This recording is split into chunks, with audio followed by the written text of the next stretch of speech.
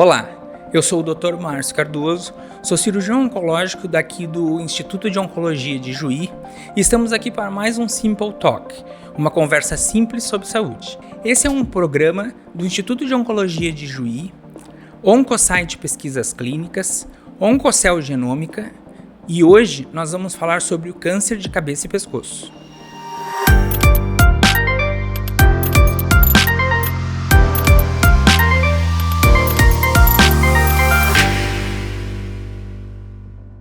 Olá, estamos aqui com o Dr. Pedro Lorega, oncologista clínico da cidade de Santa Rosa, que veio hoje nos dar o prazer de conversar conosco.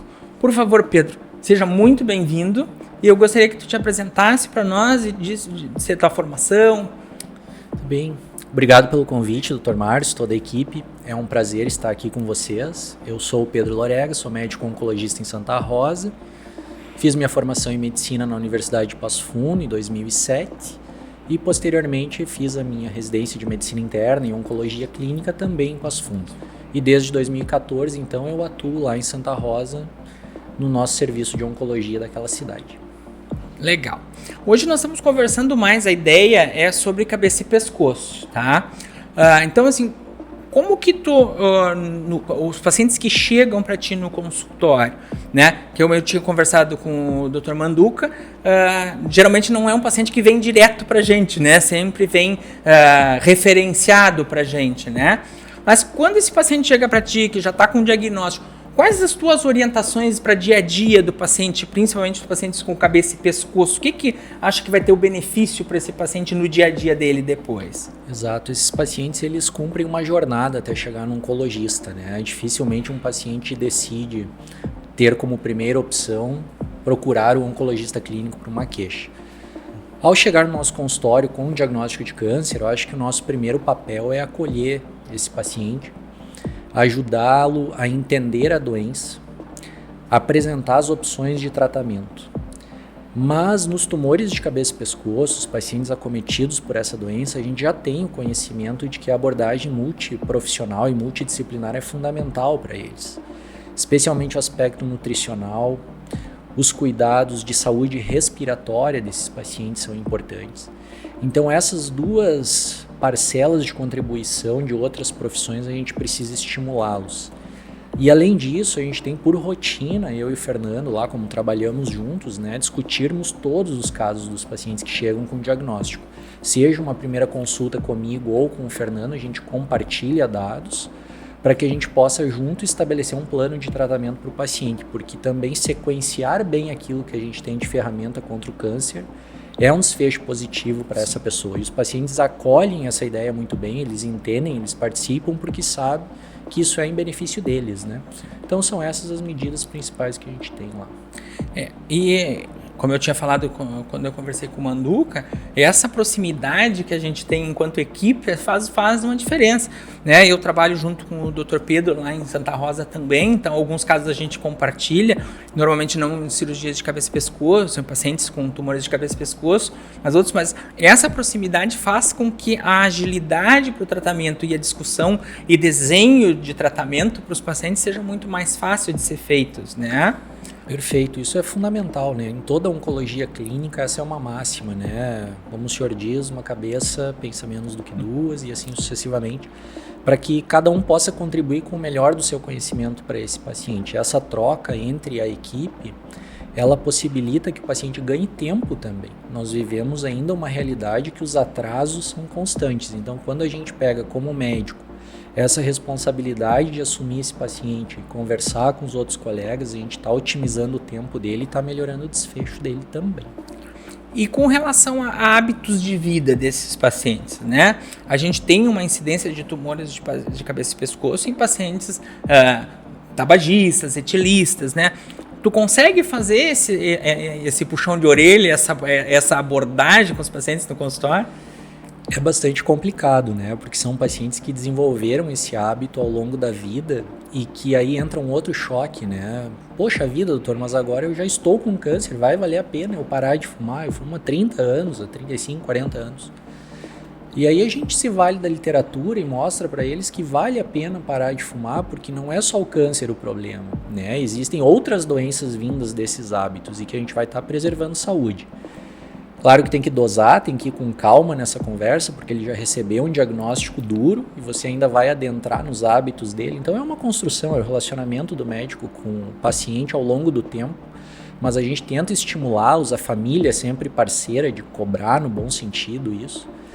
E eu acho muito interessante que quando a gente coloca que os tratamentos têm um potencial de funcionar melhor e com menos toxicidade, se eles se cuidarem também nesses aspectos, acaba tendo aí um gatilho positivo de motivá-los a ter um cuidado maior e tentar abandonar até o tabagismo e o consumo de bebida alcoólica, que são os dois principais fatores para esses tumores, né? Os pacientes chegam muitas vezes assim, né? Não, será mesmo que eu preciso, né? E como tu já falou antes, essa abordagem multidisciplinar, porque o paciente de cabeça e pescoço, até porque muito frequentemente são pacientes que são tabagistas ou etilistas, eles estão mais debilitados nutricionalmente, né?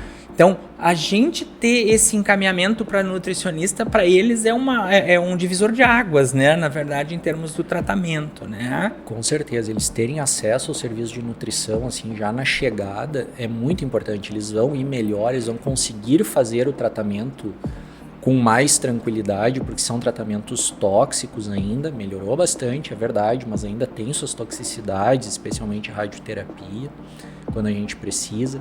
Então, mantê-los com uma nutrição adequada também permite que eles façam o tratamento corretamente, senão ele não suporta, né? Fica mais complexa toda a dinâmica de recuperação dos tratamentos, os processos de cicatrização que são necessários quando se faz uma cirurgia, a evitar outras complicações clínicas, né? Infecciosas, inflamatórias, enfim.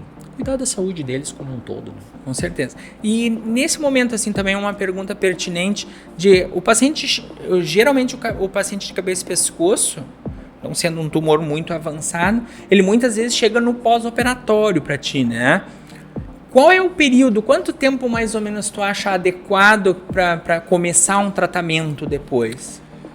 Então, o paciente que vem num pós-operatório, que a gente tem lá em torno de 20 dias, talvez 4 semanas para que ele chegue até a gente, né? Numa boa condição clínica, num bom estado nutricional ou já em recuperação desse estado nutricional, a gente encaminha o tratamento com brevidade. Eu acho que é um tempo adequado, 1 mês para se iniciar um tratamento adjuvante, um tratamento complementar. Quanto mais precoce e respeitadas as limitações de cicatrização desse paciente e aporte nutricional, está adequado para a gente começar e ofertar para ele o que ele precisa. E com relação às complicações desses pacientes, o que é o mais comum desses pacientes apresentarem depois no tratamento? Durante o tratamento, os 2 principais problemas são a piora do estado nutricional, porque a via de entrada da alimentação fica comprometida, então a necessidade eventual de uso de sonda para nutrição, mesmo que temporário, e complicações infecciosas, né? Eles acabam tendo alguma dificuldade com deglutição e acabam fazendo aspirações e processos infecciosos fundamentalmente respiratórios que também debilitam eles e fragilizam. E que às vezes são motivos a gente precisar interromper os tratamentos e eles perderem resultado. Então mais um motivo para lá do início. Cuidar da alimentação desde o início, fortalecer a parte respiratória, que eles tenham autonomia para fazer suas coisas, menor tempo de leito possível, para tentar ter o tratamento na totalidade que ele precisa. Certo. E, assim, até pouco tempo atrás a gente tinha alguma quimioterapia com base em platina, radioterapia, e era o que tinha para paciente de cirurgia de cabeça e pescoço. Isso vem mudando, né? Então eu queria que tu falasse um pouquinho sobre o que tem de novidade, o que vem de novo por aí. Nem há tanto tempo assim, porque quando eu terminei minha residência, e só fazem 10 anos, ainda era assim, né? Platina, radioterapia e alguma outra coisa. Mas com resultados bastante limitados, né, doutor Márcio? Hoje a gente já tem a imunoterapia como uma estratégia consolidada em algumas situações. Hoje, com a oportunidade aqui de conhecer o centro de vocês, doutor Fábio, nos colocando as novas estratégias que estão chegando em outros cenários de pré-operatório, de pós-operatório, de tratamento de doença localmente avançada. Então, acho que o nosso cenário é como toda a oncologia está caminhando, absorver a imunoterapia para esses pacientes, e aí evidentemente que o acesso disso vai precisar ser discutido, e outras drogas-alvo aí que estão também surgindo num cenário ainda de pesquisa clínica, pelo que aprendi hoje, mas que um dia poderemos ainda utilizá-las no consultório. A gente tem muita coisa em desenvolvimento em todas as áreas da oncologia, de uma maneira geral. Nós estamos nesse epicentro aí de coisas acontecendo, e como tu mesmo disse, a gente teve que se reinventar muito desse período, porque quando a gente terminou a residência não se falava em muita coisa que hoje é uma coisa que está definida já, né? Então é importante a gente, como equipe, fazer alianças para ter benefício para o paciente à frente, né? Exato, acredito muito nisso. Nós lá temos um serviço nosso do Citrade com cirurgiões, né, voltados ao aparelho digestivo. Então, Fernando na cabeça e pescoço, temos proctologista, cirurgião digestivo, 2 gastros, eu na oncoclínica. Por quê? Para que o paciente tenha resolutividade, para que o paciente tenha a verdadeira abordagem multidisciplinar e para que a gente consiga entregar para esse paciente, como eu falei já no início, o melhor de cada um. A medicina ficou muito grande, a medicina ficou com uma gama de conhecimento gigantesco nos últimos anos, que a gente somar forças é muito importante para que a gente consiga fazer as coisas bem feitas. E isso é cada vez mais verdade. E com relação assim ao acesso dos pacientes, tipo fonoaudióloga, fisioterapeuta, a gente tem esse acesso mais fácil assim, ou ainda é muito limitado isso? Ainda é um desafio, né? A gente tem tentado melhorar isso, agora falando do serviço que a gente atende lá, um serviço de saúde pública. A gente tem as limitações naturais desse sistema, mas que tem se tentado investir, assim, hoje nós temos odontologista lá que faz trabalho de prevenção e tratamento de lesão oral, que é um problema grande nesses pacientes. Nós temos serviço de nutrição disponível, a fisioterapia dá um certo suporte, fono a gente tem algum suporte, mas ainda estamos longe do ideal. Mas é uma construção, né, Dr. Márcio? Isso não se falava há algum tempo, hoje já é uma batalha da própria comunidade médica que a gente possa ofertar isso para os pacientes. E precisamos caminhar. Nesse sentido, nós precisamos caminhar bastante. É uma coisa que eu sinto que não só a equipe, de uma maneira geral, precisa disso, mas o paciente, obviamente, mas eu sinto uma resistência, não só dos administradores, como do próprio paciente, porque no consultório privado, às vezes tu indica esse tipo de acompanhamento, o senhor acha que precisa mesmo, acha que é necessário, né? E a gente enfrenta até uma limitação do paciente, né? E a gente sabe estatisticamente que esse paciente que tem acompanhamento com a fisioterapeuta, com a nutricionista, com a fono, ele vai evoluir melhor que os outros, né?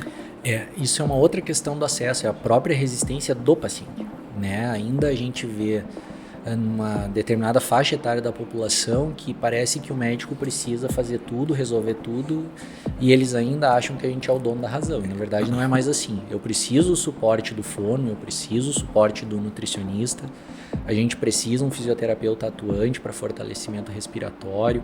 Então, assim, há também essa resistência, mas a gente precisa, e é um trabalho assim, de conscientização mesmo, do gestor, de quem vai assumir esse papel, e para que a gente possa ofertar adequadamente para o paciente. E os pacientes precisam aceitar também a nossa recomendação. Né? Exatamente. Porque é fato que dividir a responsabilidade para eles é muito melhor. No nosso dia a dia não é tão frequente, mas é muito comum o pessoal que vai no consultório, pega a receita e vai para casa, guarda a receita na gaveta e está curado pela conversa, né? Exatamente. Terapia apenas da conversa, mas só que na oncologia não é bem não assim, funciona né? assim, o problema né? não vai para a gaveta, a gente tem que enfrentar. E como bem disse o Manduca anteriormente, o problema não diminui. Né? O câncer ele aumenta, ele cresce, ele se multiplica, ele se divide, ele vai indo. E se a gente não pegá-lo como um problema que existe, enfrentar de fato e buscar soluções, é um pouco mais complicado. Com relação ao nosso momento que nós estamos vivendo agora pós-pandemia, né? Qual a tua opinião assim com relação ao que aconteceu depois disso, né? A gente tem experimentado um boom de doenças piores, mais graves, mais avançadas, né? Como é que tá isso no teu dia a dia? Tu tem visto isso muito também? Eu acho que a gente colheu aquilo que as sociedades médicas alertavam, né? Um retardo do diagnóstico, se caminhava muito bem a questão de rastreamento, houve uma perda nesse sentido, a gente está vendo diagnósticos mais tardios, e a gente está vendo uma mudança de comportamento do paciente. Né? Evidentemente que isso é só uma percepção minha, mas a gente tem um volume grande de pessoas que atende, e os desejos desse paciente, o comportamento dele, a necessidade da urgência, a necessidade do tudo para ontem, uma certa ansiedade das coisas, o medo do amanhã, isso tudo ficou mais presente hoje, né? Mas de outra forma, a gente também vê um pensamento, uma reflexão desses pacientes um pouco melhor quanto ao que importa na vida deles, a qualidade da vida deles. Então a gente está conseguindo conversar uma coisa que às vezes não se valorizava tanto, infelizmente, que era a qualidade de vida do pós-tratamento. Mas, doutor, vale a pena fazer isso? Como é que vai ser depois? A gente está conseguindo conversar isso com mais naturalidade. Porque antes parecia você dar uma sentença definitiva para o paciente, ele acolhia aquilo e aquilo era fato. Hoje não. Hoje o paciente vem e argumenta. Alguns, claro, que passaram algumas dificuldades com a pandemia, e a gente está tendo que conversar mais sobre isso. E como eu digo assim, talvez seja a parte mais encantadora da oncologia. Conhecer as famílias, conhecer as particularidades das pessoas que nos procuram, o nível de confiança que eles depositam na gente. Porque conversar de medicina é uma conversa um pouco rotineira até, né? Mas essas peculiaridades é que atraem a gente, fazem a gente se apaixonar mais pelo que a gente faz. Exato. E com relação, usando o gancho, né, do acompanhamento do paciente, a longo prazo desses pacientes, né? Qual que é o acompanhamento? Qual é a rotina desses pacientes de frequência de retorno, de acompanhamento? Como é que tu costuma fazer isso? Durante o tratamento de radioterapia, eu tento ver esses pacientes semanalmente. Por quê? Para a gente ver justamente alguma perda nutricional, alguma perda de performance, porque isso também pode impactar no resultado do tratamento dele. Um paciente que emagrece muito, a radioterapia precisa ser repensada. Um paciente que perdeu muito aporte nutricional precisa fortalecer essa parte. Depois de terminado o tratamento, a gente costuma num primeiro ano ter um segmento mais restrito, então a cada 90 dias a gente vê esse paciente. Num segundo ano a gente espaça um pouquinho mais, a cada 4 meses, e depois semestralmente, se ele fica bem, até completar seus 5 anos. É mais ou menos uma máxima da oncologia como um todo. Mas o importante é esse paciente ser alertado dos sintomas de uma potencial recidiva, né, doutor Márcio? Então eles são sempre educados, pelo menos a gente tenta explicar para eles assim, presta atenção se isso aparecer, venha antes, avisa, pede ajuda, não fica esperando, né? Especialmente naqueles casos em que o diagnóstico já foi um pouco mais avançado. Então é essa a nossa rotina que a gente tem tentado cumprir. Com relação a essas dicas, assim, do que gostaria que tu dissesse para o pessoal para entender. Qual é o motivo que eu tenho que voltar antes no teu consultório? O que eu devo prestar atenção? Então, falando especificamente dos tumores de cabeça e pescoço, né, a gente pensa assim, lesões na boca que não cicatrizam, dificuldade para deglutir, pacientes que voltaram a ter rouquidão ou que mudou alguma outra característica de fala deles, surgimento de nódulos no pescoço, aumento de volume desse pescoço, dor, né? Então são critérios que a gente, presta atenção, por favor, vem aqui, né? Fundamentalmente isso. Emagrecimento, claro, sempre é o sinal de alerta na oncologia. Mas essas são as coisas porque eles conseguem perceber isso com muita facilidade, né? E como são tabagistas ou ex-tabagistas, alteração de voz são crônicas, então são mudanças daquele padrão que ele vinha tendo.